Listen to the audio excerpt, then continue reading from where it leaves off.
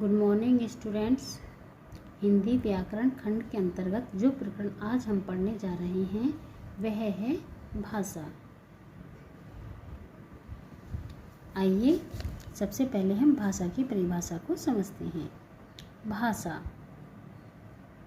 सभी प्राणियों को अपने विचारों की अभिव्यक्ति के लिए ध्वनियों और संकेतों का सहारा लेना पड़ता है। अब यहाँ अभिव्यक्ति से क्या तात्पर्य है? अब अभिव्यक्ति का अर्थ है कि जैसे हम अपने मन के विचारों को या हम अपने मन की किसी बात को दूसरों के सामने प्रकट करना चाहते हैं। अभिव्यक्ति का अर्थ होता है दूसरों के सामने प्रकट करना। तो उसके लिए हम कुछ ध्वनियों और कुछ संकेतों का सहारा लेते हैं। अब देखिए, पशु पक्षी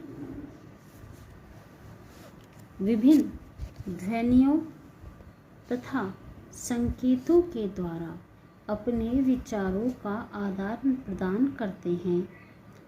तो मानव ने ध्वनि प्रतीकों की एक व्यवस्था बना ली है। भाषा के द्वारा मनुष्य अपने भावों तथा विचारों को दूसरों के सामने प्रकट कर सकता है तथा दूसरों के भावों एवं विचारों को इसी प्रकार ग्रहण कर सकता है। भाषा संप्रेषण का अर्थ होता है बातचीत का एक शक्तिशाली साधन या माध्यम है।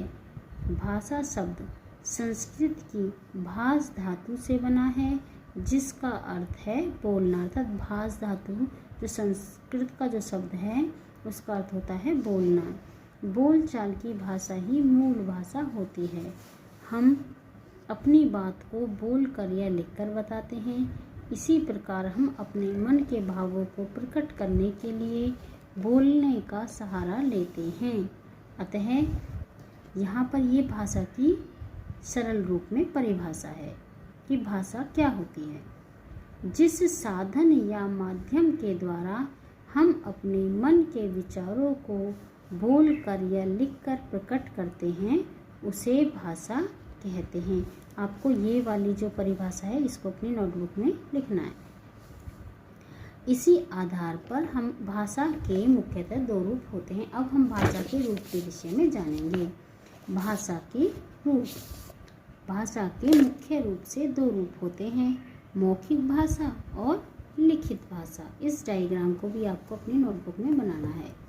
अब हम मौखिक भाषा के विषय में जानेंगे। जिस भाषा को मुख से बोला और कानों से सुना जाता है उस भाषा को मौखिक भाषा कहते हैं। मौखिक भाषा ही भाषा का मूल रूप है। दूरभाष द्वारा बातचीत, दूरभाष बोलते हैं। जैसे आजकल हम मोबाइल से बात करते हैं, फ़ोन से बात करते हैं तो उसे कहा जाता है दूरभाष। भाषण, वाद विवाद आदि भाषा के मौखिक रूप हैं। हम दिन भर जो कुछ भी बोलते रहते हैं वह सब मौखिक भाषा है। देखो, मौखिक का अर्थ ही होता है मुख के, मौख यानी कि मुख के द्वारा। लिखित भाषा, अब लिखित भी ये जो है इसके शब्द से ही पता चल रहा है इसका अर्थ लिखित यानी कि जो लिखी जाती है। जब मन के भावों तथा विचारों को लिखकर प्रकट किया जाता है तो उसे लिखित भाषा कहते हैं। जैसे कि हम पत्र लिखते हैं तो पत्र लेखन, निबंध लेखन जैसे हम निबंध लिखते हैं और कहानी आदि लिखित भाषा का रूप है। ये तो भाषा के दो मुख्य रूप होते हैं। अब हम पहले आपको इसी वर्क को अपनी हिंदी की नोटबुक में करना है। कल हम भाषा के एक तीसरे रूप सांकेतिक भाषा के विषय में पढ़ेंगे।